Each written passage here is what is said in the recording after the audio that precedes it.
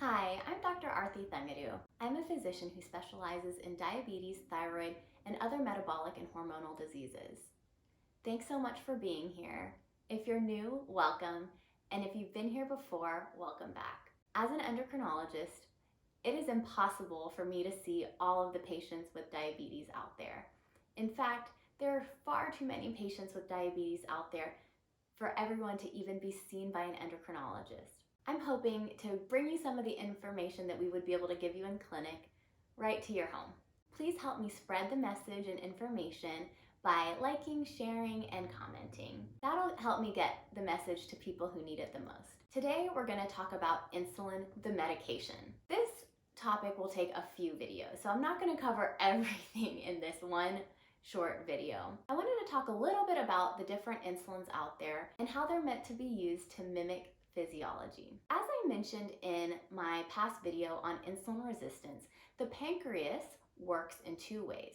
The pancreas is a little organ that sits in your abdomen that is responsible for secreting insulin. The pancreas secretes basal insulin and it secretes bolus insulin. Basal insulin is secreted all day long, and bolus insulin is secreted after meals. So we have long-acting insulins that mimic basal insulin, and we have short-acting insulins that mimic bolus insulin. We also have intermediate-acting insulins. So these act longer than a bolus insulin, but shorter than a basal insulin. I'm not going to go through all the different types here today because the list of different insulin types is really long. But what you should know is that most patients nowadays should be treated with a long-acting insulin and a bolus insulin if their insulin requirement is more than about 20 units of insulin a day.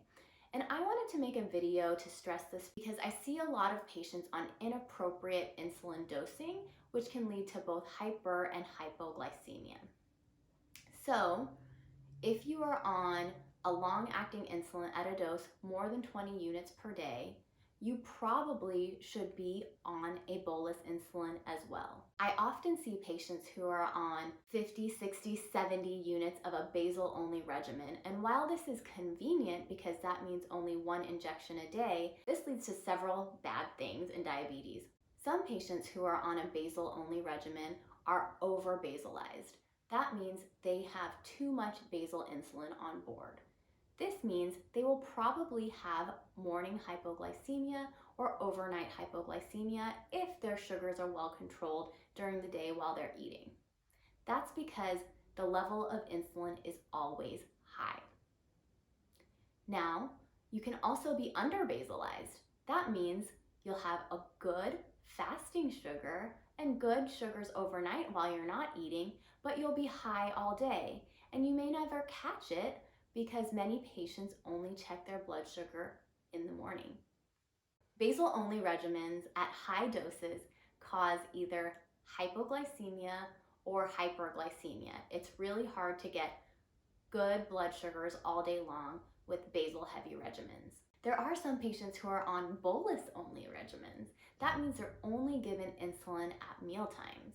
Now, this can lead to hypoglycemia and can also lead to overnight hyperglycemia, which means your sugar may be controlled during the day while you're taking your insulin with meals, but your blood sugar overnight may be high.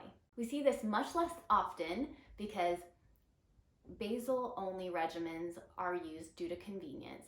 We now have continuous glucose monitoring devices that can really help patients understand what their blood sugars are doing all day long without the need for frequent finger sticks. Patients who have been on insulin for a long time or who have just started insulin can use continuous glucose monitoring systems to help them understand how their insulin affects their blood sugar. The other problem with over-basalization is that patients tend to be on much more insulin, many more units of insulin when they are over-basalized. I have many times cut patients' total daily insulin doses in half by switching them from an over-basalized regimen to an appropriate basal bolus regimen.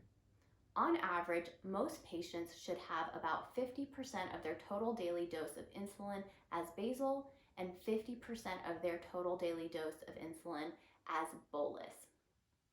So, if you are a patient who is on insulin, look at your regimen.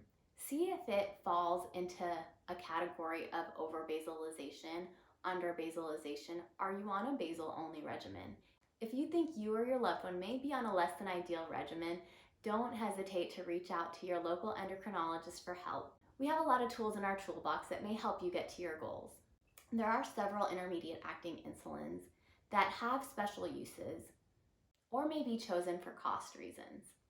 As most patients on insulin know, insulin is a very expensive drug and cost is really important. The odd thing though is that the better insulins are not always the most expensive insulins. If you are on insulin, make sure you have a physician or provider who is very well versed in insulin prescribing and also the cost of insulin so that you can get the best overall picture for you. Thanks so much for being here today.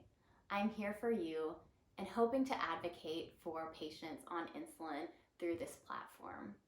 Please don't forget to like and comment, and please share with anyone who you think can benefit from this information. Thanks so much again, and see you next time.